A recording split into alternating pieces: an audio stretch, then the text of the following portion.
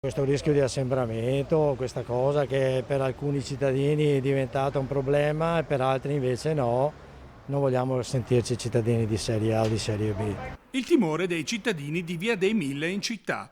La presenza di un centro islamico molto frequentato, in particolare durante la preghiera del venerdì, inquieta i residenti, che hanno voluto documentare con questo video in esclusiva per noi di Rete Veneta quanto accade lungo la strada. Nato come ufficio in un garage una decina d'anni fa, il centro è apparso subito non collocato in un luogo consono per accogliere tanti fedeli.